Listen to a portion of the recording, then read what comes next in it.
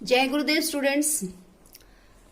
Today we will start a lesson 5 of history.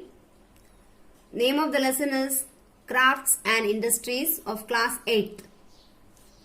In this lesson we will study about India's industries and karkhanas before the British rule, and we will also study about the modern industries introduced by the British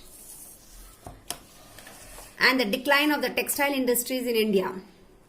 Why did our textile industries started falling down? India had a flourishing trade of craft and textile industry before the British started ruling the country. Means before British coming to India, India had a very good trade, that is business of craft and textile industry. Means in India everybody was full-fledged and everything was going very smoothly. People had very good craft and textile industries. Now let us see why did our industries start falling down. India was known for its variety in the forms of art and craft throughout the world. Means India's craft and art was very famous in the whole world. The cities had karkhanas, workshops, while villages had own artisans. There were many karkhanas which was run by the family, and the whole family members used to work in that karkhanas. And in villages there were many artisans. Artisans means जिसको art who were able to do the art or make something special. These artisans worked from home, helped by the family members. ये जो villages में थे artisans, they used to work from their home and पूरी family उनको help करती थी एक दूसरों को. The karkhanas in India were at that time more disciplined and technically more systematic than the industries of pre-industrial revolution Europe. Means जो कारखानाज India में थे वो बहुत अच्छे थे और systematic थे. Artisans were united through guilds. What is guilds? Guilds is an organization of people who do same job and have same interest. Guilds means many people, जैसे हम भी देखते हैं कुछ लाइन से दुकानें रहती हैं और सेम टाइप ऑफ जैसे एग्जाम्पल कपड़ों की दुकान है, मैनी लाइन से हम देखते हैं 8-10 दुकानें हैं, लेकिन मतलब सबका इंटरेस्ट उसी में है. That is guild. Means any business which is done by many people as they have the same interest, that is guilds,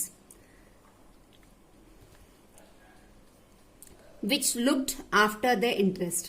The goods produced by the artisans were in demand not only within India but also outside the countries as well, especially the textile industry, which included the famous muslin of Dhaka that had a special demand all over the world.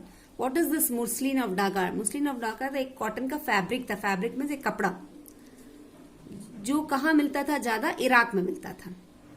तो muslin of Dhaka ये हमको ये it is a type of cloth which we used to get from, मतलब mostly it was found in Iraq, जो Iraq में मिलता था.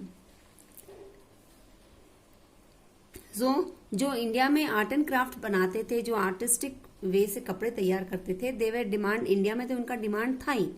Apart from India, there was also a great demand for it outside our country.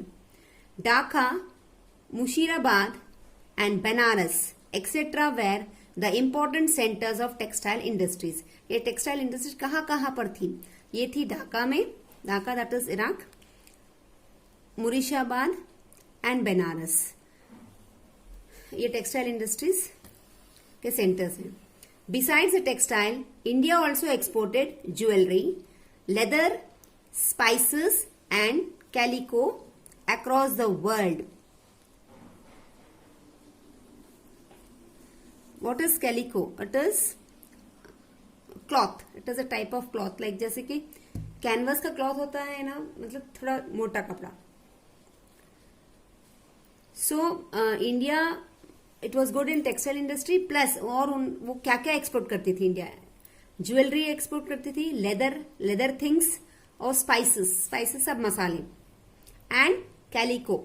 Calico is a type of cloth across the world. These exports made India an economically rich and politically powerful country.